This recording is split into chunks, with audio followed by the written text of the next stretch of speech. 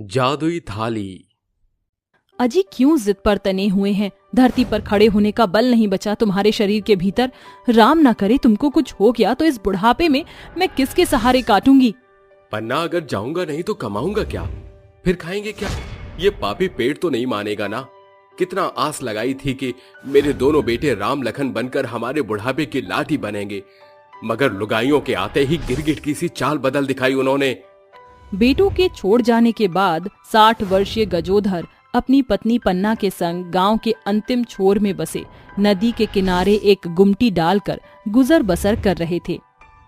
अच्छा, मैं जाता हूँ, तुम भीतर से किवाड़ कस लो। घर का दाना पानी चलाने के खातिर गजोधर सारा दिन सड़कों पर घूमकर कबाड़ टटोलता और उन्हें बोरियों में भरकर मोहसिन भंगार वाले के हाथों बेचा करता था। राम राम मोहसिन भाई, ये लो, जल्दी से इस कबाड़ का भार तोलकर दाम दे दो। ये लो चचा जान, 15 किलो कबाड़ था, जिसके कुल मिलाकर बनते हैं 150 रुपया। अरे जो भी बन पड़ता है दे दो भाई। गजोधर उन पैसों के मुट्ठी में बांधकर घर लौटते हुए खुद से बतियाते हुए बढ़ता जा रहा था। एक सवेर से सांझ तक घुमक्कड़ की तरह किवाड़ बिन चुनकर भी सिर्फ 150 रुपए हाथ लगे हैं। ये तो बनिए की उधारी चुकाने में ही बराबर हो जाएगी। आज का राशन पानी कैसे मोल लूंगा? गजोधर को जो बात पूरे रास्ते खलती है उसके संग वही होता है। बनिया उसे पैसे लेने के बाद अपना पल्ला झड़पते हुए उसे दुकान से भगा देता है। क्या बात है जी, आप परेशान क्यों दिखाई पड़ रहे हैं? पन्ना, धिक्कार है, जो मैं भरसक तुम्हारा पेट भी नहीं पाल सकता। चुप हो जाइए, ये वक्त भी गुजर जाएगा। और फिर ये क्या कम है कि हम थोड़े में भी संग हैं? सीमित भंडारण होने के चलते जहां बुढ़ापे की उम्र में उन्हें अत्यधिक पोषक तत्व से परिपूर्ण आहार खाना था, वहां बूढ़े दंपति आधा पेट खाकर एक दूसरे के आगे अपनी झूठी तृप्ति भरा रुझान प्रकट करते हैं। हर एक दिन गजोधर सड़क पर घूमकर जो कबाड़ चुनता, उसी से वह रात में अपने पेट की आग को बुझा पाते थे। एक रोज जब गजोधर घर लौटते हुए कहता है, सवेरे से अब तक एक पैसे का भी कबाड़ नहीं दिखाई पड़ा। एकाएक उसकी बूढ़ी निगाह रास्ते के बीचों बीच पड़ी एक साधारण थाली पर जाती है। गजोधर उसे लेकर घर आकर अपनी पत्नी को देता है। पन्ना, ये देखो, मुझे चौराहे के बीचों बीच ये थाली मिली। इसकी चमक और दमक देखकर तो ऐसा लग रहा है कि किसी बर्तन व्यापारी के ट्रक से गिर पड़ी थी। आज आपको इसी थाली में खाना परोसती हूँ। पन्ना उस थाली को धो पोंछ कर उसे गजोधर के आगे बिछाकर जैसे ही उसमें थोड़ा सा चावल परोसती है, थाली के चारों ओर एक तेज चुभने वाली चमक प्रकाशमान होती है और दोनों की आंखें चकाचौंध रह जाती हैं। अरे तुमने तो इसमें जरा सा चावल का कतरा डाला था, फिर ये थाली अपने आप चावल से लबालब कैसे भर गई? कहीं ये माँ अन्नपूर्णा की दया तो नहीं है? मुझे तो ये माया इस जादुई थाली की लगती है। देखो, एकाएक इस थाली का रंग भी साधारण से सुनहरा हो गया। जादुई थाली का पुख्ता प्रमाण जानने के खातिर पन्ना थाली के भीतर के चावल को निकालकर इस बार उसमें कच्चा दाल डालती है। जादुई थाली एक बार फिर अपनी माया को प्रकट करती है। मैंने इस थाली के भीतर दाल के चुनिंदा दाने डाले थे, मगर इसका पूरी तरह भरना इसके जादुई होने का पुख्ता प्रमाण दे चुकी है। काश कि हमारे पास कुछ पैसे होते तो हम उसे भी इस जादुई थाली के सहारे बढ़ा सकते थे ना पन्ना। पैसे ना सही, मगर अब ये जादुई थाली पैसे कमाने का जरिया जरूर बनेगी। मगर कैसे? पन्ना टोकरी में पड़े अल्प सब्जियों को जैसे ही जादुई थाली में डालती है, थाली के भीतर सैकड़ों सब्जियों की भरमार लगकर जमीन पर गिरने लगती है। अरे इस जादुई थाली के तो खेल निराले हैं। एक ही क्षण में कैसे एक आध सब्जियों को ठेला भर सब्जियों में बदल डाला। जादुई थाली से मिले सब्जियों को बड़े से टोकरी में भरकर बूढ़ा गजोधर उन्हें माथे पर लाद कर बेचने के लिए चल पड़ता है। सब्जी ले लो, ताजी हरी सब्जियां ले लो, पालक, गोभी, आलू, ये लो भैया, रास्ते का माल सस्ते में, सब्जी ले लो। गजोधर को यूं सब्जी बेचता देख गांव की झुमरी बोल पड़ती है, अरे ओ सब्जी वाले बिहारी बाबू, का भाव बेचत हो ई भाजी तरकारी? एकदम सस्ता और सारी सब्जियां एकदम कच्ची और ताजी हैं। झटपट से 1 किलो आलू और 1 किलो पालक तौल दो। गजोधर झुमरी को सब्जी तौल कर दे देता है। तभी झुमरी उसे पैसे देते हुए कहती है, अरे ये रास्ते का माल सस्ते में का मतलब था? झुमरी की बात सुनकर गजोधर मन में कहता है, अब क्या कहूँ कि ये सब्जी जादुई थाली की देन है जो मुझे रास्ते में पड़ी मिली थी, तभी तो रास्ते का माल सस्ते में बोलकर बेच रहा हूँ। गजोधर बाजार में जाकर अपनी सारी सब्जियां बेचकर कमाए हुए पैसे लेकर घर आता है। पन्ना, ये रही आज की कमाई। पन्ना जादुई थाली को जमीन पर रखकर जैसे ही एक सिक्का थाली के भीतर डालती है, वह 10 सिक्के बन जाते हैं। इसका अर्थ इस जादुई थाली की खासियत यह है कि जो कुछ भी इसमें एक अंश डाला जाएगा, ये उसे 10 गुना करता है। फिर पन्ना एक साथ सभी सिक्के और नोटों को जादुई थाली में एक साथ डालती है कि सिक्के लावे के फूटने की सी ध्वनि करते हुए थाली को ऊपर तक भर देते हैं। जादुई थाली, तुम्हारा बहुत बहुत शुक्रिया जो तुमने इन चंद पैसों को अपने जादू से इतना बढ़ाया है कि हमारे कमाई के रास्ते खुल सके। दोनों संग मिलकर उन पैसों को बैठकर गिनती करते हैं, जिसके बाद सुबह गजोधर कहता है, तो क्या सोचा आपने? रात भर सोचने के बाद मैंने ये तय किया है कि जिस जादुई बर्तन से मुझे ये पैसे मिले हैं, उसे मैं बर्तन बेचने का काम खोलूंगा। उसी दिन गजोधर एक खाली पड़ी दुकान खरीदकर उसमें बर्तन बेचने का कारोबार शुरू करता है, जहां सतपाल आकर कहता है, अरे चाचा, जरा थाली दिखाना। तभी उसके बगल में बैठी पत्नी झुमरी कहती है, हाय दैया सजनवा, ईता उन्हें भाजी तरकारी वाले चाचा हैं जौन से हम कल सब्जी खरीद रहे। इतनी जल्दी धंधा हेर फेर कर डाला। अरे बिटिया, जो बीत गया वो बीत गया। अब ये पन्ना बर्तन भंडार ही मेरा पुख्ता काम है। गजोधर एक एक करके उन्हें कई बर्तन दिखाता है। तभी झुमरी की नजर कोने में रखी जादुई थाली पर पड़ती है। वो थाली की नक्काशी बड़ी नीक है। माफ करना, वो थाली बिकाऊ नहीं, दरअसल वो थाली इस बर्तन की दुकान की शोभा है। दोनों बर्तन खरीदकर गजोधर को पैसे देकर जाते हैं और गजोधर कहता है, ये इस दुकान की पहली कमाई है, जादुई थाली, इसे मैं तुम्हें सौंपता हूँ। हर एक दिन की शुरुआत गजोधर अपने जादुई थाली का बखान करके करता। कुछ ही दिन में उसके बर्तन की दुकान परवान चढ़ जाती है। दिन भर की कमाई को गजोधर जादुई थाली में डालता, जिसे वह जादुई थाली उसे 10 गुना करके लौटाया करती, जिससे वह घर बार, अच्छा खान पान सब कुछ हासिल करते हैं। इस जादुई थाली के चलते हम बूढ़े बुढ़िया के पास आज सब कुछ है।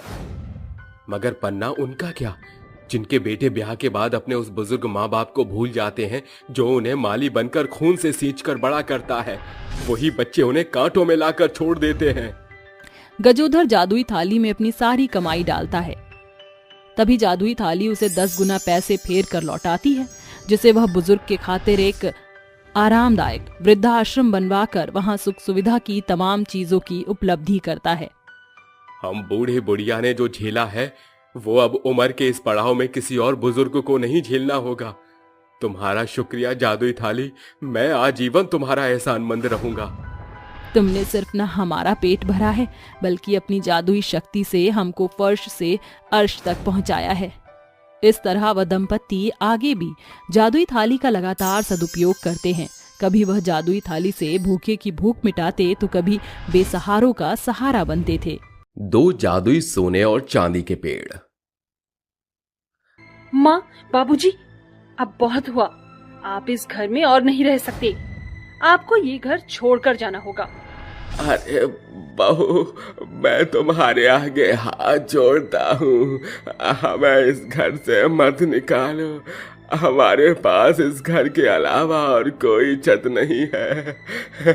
हम कहाँ जाएंगे? बहू, हमारी उम्र का लिहाज कर। इस उम्र में बहू हम कहाँ जाएंगे? शीतल अपने सास ससुर की एक नहीं सुनती और उन्हें घर से धक्के मार कर निकाल देती है। तभी अचानक से जोर जोर से बारिश होने लगती है और वो बेचारे वहां यहाँ धक्के खाते हुए बारिश में जा रहे होते हैं। आज मुझे अपने बेटे की बहुत याद आ रही है। अगर वो जिंदा होता तो शायद ऐसा कभी नहीं होता। जब से राजेश हमें छोड़ कर गया है, हमारी जिंदगी नर्क से भी बदतर हो गई है। अब हम कहाँ जाएंगे? हमारे पास कोई ठिकाना नहीं है। वो दोनों चलते चलते पूरी तरह भीग जाते हैं, जिसके बाद उन्हें सड़क के किनारे एक टूटी फूटी झोपड़ी दिखाई देती है, जिसके बाद वे दोनों उस झोपड़ी के अंदर रुकने के लिए चले जाते हैं। अब हमारे पास और कोई सहारा नहीं है इस झोपड़ी के अलावा। हम यहीं रह लेंगे जब तक यहाँ कोई नहीं आता। हाँ हाँ, सही कहा आपने।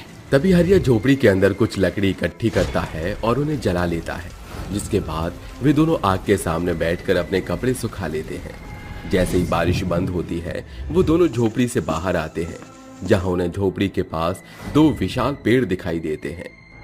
अरे ये कितने खूबसूरत पेड़ हैं और कितने पुराने भी हैं।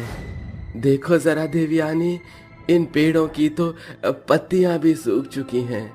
लगता है कई समय से किसी ने इन दोनों पेड़ों पर ध्यान नहीं दिया है। तभी देवयानी एक बाल्टी में पानी भरकर लाती है और उन दोनों पेड़ों की जड़ों में पानी डाल देती है। आज से हम दोनों इन पेड़ों की रोज देखभाल करेंगे। ये पहले की तरह घने और हरे भरे हो जाएंगे। उस दिन के बाद से हरिया और देवयानी उस झोपड़ी के अंदर रहने लगते हैं और उन दोनों पेड़ों की देखभाल करने लगते हैं, जिसके बाद धीरे धीरे वो पेड़ हरे भरे हो जाते हैं। ऐसे ही धीरे धीरे कई दिन बीत जाते हैं और वो दोनों बेचारे रेड लाइट पर भीख मांग मांग कर अपना गुजारा करने लगते हैं। एक दिन वे दोनों रेड लाइट पर भीख मांग रहे थे कि तभी अचानक से एक बहुत ही तेजी से कार सामने से आ रही थी। हरिया का ध्यान उस कार के ऊपर नहीं होता। तभी वो कार हरिया को मारकर निकल जाती है और हरिया का एक बहुत बड़ा एक्सीडेंट हो जाता है। ये सब देखकर देवयानी भागते हुए हरिया के पास आती है और उसकी हालत देखकर जोर जोर से रोने लगती है। हे भगवान, ये सब क्या हो गया? मेरी जिंदगी बर्बाद हो गई। मेरे जीने का सहारा सिर्फ मेरा पति ही था, जो तूने मुझसे छीन लिया है। भगवान, मेरी मदद करो। तभी कुछ लोग मिलकर एम्बुलेंस को कॉल करते हैं और हरिया को हॉस्पिटल में एडमिट करवा देते हैं। हॉस्पिटल में जब डॉक्टर हरिया का चेकअप करते हैं तो वो देवयानी के पास आकर उससे कहते हैं, देखिए आपके पति की बहुत बुरी कंडीशन है। ऊपर से उनके दोनों पैर पूरी तरह से डैमेज हो चुके हैं और दिमाग पर भी बहुत चोट लगी है। उनके इलाज में पूरे 5 लाख तक का खर्चा आ जाएगा। जल्दी से पैसों का इंतजाम कीजिए, वरना आपके पति बच नहीं पाएंगे। डॉक्टर साहब, आप ये कैसी बात कर रहे हो? मैं एक गरीब लाचार हूँ। मेरे पास इतना पैसा कहाँ से आएगा? देखिए, मैं इसमें आपकी कोई मदद नहीं कर सकता। ये कहकर डॉक्टर वहां से चला जाता है। देवयानी को कुछ समझ नहीं आता और वो दोबारा से रेड लाइट पर जाकर भीख मांगना शुरू कर देती है ताकि वो अपने पति के लिए पैसे जोड़ सके। जिसके बाद वो बहुत थक जाती है और उन दोनों पेड़ों के पास जाकर रोने लगती है। तभी रोते हुए उसकी नजर पेड़ों पर पड़ती है। पेड़ सूख रहे होते हैं। तभी देवयानी एक बाल्टी में पानी लेकर आती है और रोते हुए पेड़ों को पानी देते हुए खुद से बात करने लगती है। ये कैसी किस्मत है मेरी? पहले मेरा बेटा चला गया और अब मेरा पति, ऊपर से मेरी बहू ने धोखे से सारी जमीन जायदाद अपने नाम करवा ली है और हमें घर से बाहर निकाल दिया है। हे भगवान, कोई तो अपना फरिश्ता भेज दो जो मेरी मदद कर सके। तभी अचानक से वो दोनों पेड़ देवयानी से कहते हैं, रोना बंद करो, हम तुम्हारी मदद करेंगे। तुमने हमारी बहुत मदद की है इतने सालों से। कभी किसी ने हम दोनों के ऊपर ध्यान नहीं दिया। हम दोनों कोई मामूली पेड़ नहीं बल्कि जादुई पेड़ है।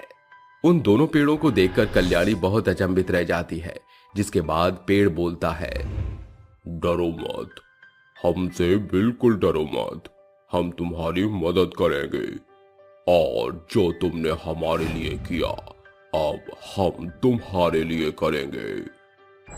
तभी अचानक से पेड़ सोने का बन जाता है, दूसरा पेड़ हीरे का। सोने के पेड़ पर सोने के फूल आ जाते हैं और हीरे के पेड़ पर हीरे के फूल आ जाते हैं। जिसके बाद सोने के पेड़ से सोने के फूल झड़कर नीचे गिरते हैं और हीरे के पेड़ से हीरे के फूल नीचे गिरकर इकट्ठे हो जाते हैं, जिन्हें देखकर देवयानी अचंभित रह जाती है। तभी एक पेड़ बोलता है, तुम इनकी मदद से अपने पति का इलाज करवा सकती हो। जाओ, जल्दी से इन सबको ले जाओ और अपने पति का इलाज करवाओ। ये सब देखकर देवयानी रोने लगती है और रोते हुए उनका शुक्रिया अदा करती है और सोने के फूल और हीरे के फूल लेकर सुनार की दुकान पर बेच देती है, जिसके बाद वो अपने पति का इलाज शुरू करवाती है।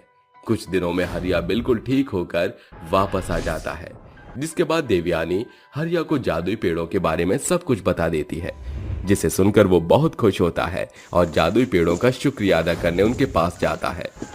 तुम दोनों का बहुत बहुत शुक्रिया, तुमने मेरी मदद की और मेरी जान बचाई। मैं तुमसे एक और मदद मांगना चाहता हूँ। हमारे पास रहने के लिए छत नहीं है, क्या तुम हमें थोड़े से सोने के और हीरे के फूल दे दोगे, जिससे हम अपने लिए एक घर खरीद सकें? हरिया के इतना कहते ही उन दोनों जादुई पेड़ों के अंदर से सोने के फूल और हीरे के फूल निकलने लगते हैं, जिसके बाद हरिया और देवयानी बहुत खुश हो जाते हैं और वो उनकी मदद से अपने लिए एक प्यारा सा घर खरीदते हैं। और हरिया और देवयानी पहले की तरह ही रोज सुबह उन दोनों पेड़ों की सेवा करने के लिए वहां पहुंच जाते थे। ऐसे ही धीरे धीरे वो दोनों बहुत अमीर हो जाते हैं, जिसके बाद वो अपना खुद का बिजनेस स्टार्ट कर देते हैं। ये बात देवयानी और हरिया की बहू शीतल तक पहुंच जाती है, जिसके बाद वो अपने मन ही मन सोचते हैं, आखिर ऐसा कौन सा अली बाबा का खजाना इन दोनों बुढ़ा और बुढ़ी के हाथ लग गया है, जो ये दिन प्रतिदिन इतने अमीर हो गए हैं। मुझे इसका पता लगाना ही होगा। एक दिन रात के समय शीतल ये पता लगाने के लिए अपनी सास ससुर के पास जाती है, जिसके बाद उसके सास ससुर रात के समय दो पेड़ों से बात कर रहे होते हैं। जादुई पेड़ों, हम दोनों ने मिलकर गरीब लोगों की मदद करने के लिए कुछ सोचा है। हमारे जैसे और पता नहीं कितने बेबस लोग इस दुनिया में हैं, जिनके लिए हम एक वृद्धा आश्रम खोलना चाहते हैं। क्या तुम इसमें हमारी मदद करोगे? तुम दोनों ने बहुत अच्छा सोचा, इसमें हम तुम्हारी मदद जरूर करेंगे।